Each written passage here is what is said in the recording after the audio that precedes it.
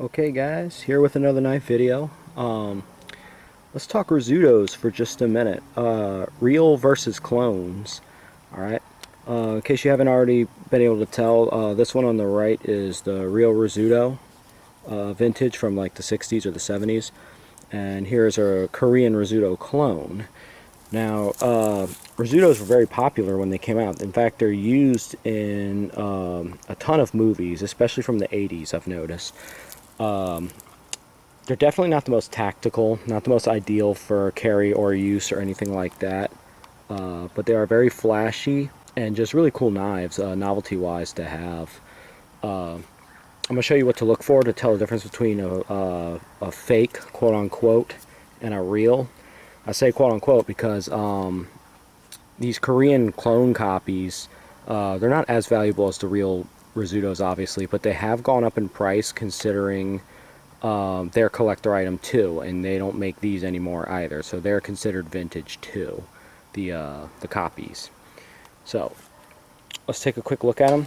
I've noticed with the real Rizzutos, the guards, I mean, you might see a very slight pivot, but it's definitely not as much as the clones, like I'm going to show you in a minute. The composite scales are a little bit more shiny. It's a little bit different material. I mean, it's plastic as well. Both are plastic, but this is usually have like a rough edge, as you can see. See that those little bitty bumps? The rough edge composite scales usually means that it's a fake. Okay, this smooth, typical black composite scales usually indicates it's real. Okay. And then the real ones usually have the brass buttons and the brass pins too. I believe that's brass. Basically a different color, almost more towards a orange or a gold kind of color, as opposed to maintaining the silver look, as most copies would keep. Now this one doesn't have a pin. It usually does, but I got this from a pawn shop very long time ago, and it didn't have a pin on it. So this is used. But as you can see, the guards pivot a little bit more on the clones. Okay, this one's standard blade, and this one is considered bayonet blade. But I believe they do make bayonet blades with clones as well, if I'm not mistaken. I can't remember that, so that's not one of the key differences I look for. But another big one is if you look down by the rear bolsters, they both can have these little rings, but the clones usually have more of this lip sticking out right here. I believe that's to avoid as much blade peak as possible, as both the Rizzutos and the Rizzuto clones are infamous for having blade peak pretty often, not being the most sturdy of lock systems when they're closed.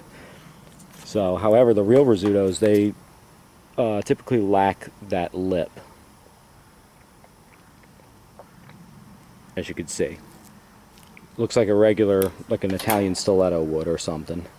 But with the clones, they usually have that little bit of lip sticking out with the bump composite black scales.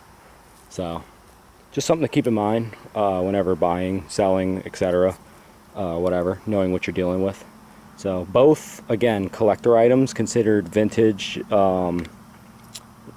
decent knives, up in price, mainly just because of their rarity now. But if you always want to go for that little bit of classic movies and better quality, the real Rizzuto is where to go, hence being a little bit more expensive. This one's an 11-inch, and this one's a 10-inch. The 10-inch clones are pretty rare, as are the 11-inch Rizzutos. They'll typically come in your 9-inch, like your typical Italian stilettos and what have you. So size is not an indication of telling the difference either. They both come in various sizes. So basically, for a these are both, like I said, a little bit bigger than your average. Your average is going to be 9-inch. Now, just so you know what to look for, prices change as the years go on, and depending on how bad you want one, how bad the seller actually wants to sell one, etc., etc. But on average, a 9-inch real Rizzuto will probably be about $200 or $250 for a perfect condition one, as the clones will be about $100, pretty much for all sizes. I would probably sell any size for about 100 that's perfect condition. Maybe if it's a rare 10-inch size like this and it's like absolutely flawless, I'd probably sell it for 150, maybe 200 for a clone. But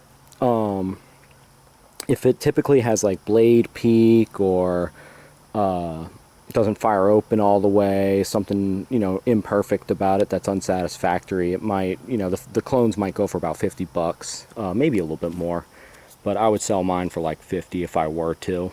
And then the real Rizzutos, mild concerns and imperfect conditions, probably about 100, maybe 150, something like that. Mainly for parts if it's not working, or you'd have to get it shipped off to get it fixed, which is going to cost more money and stuff like that.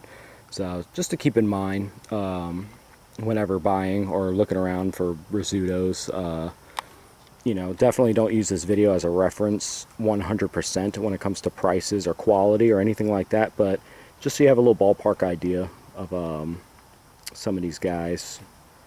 And that's pretty much it, guys. So if y'all get any questions or comments or anything, feel free to leave them. And we've got more videos to come. Just got some new specimens in recently that I'm going to be posting real soon. And cool. So I will catch you guys in the next video. And you guys stay safe out there and keep on collecting. See y'all later.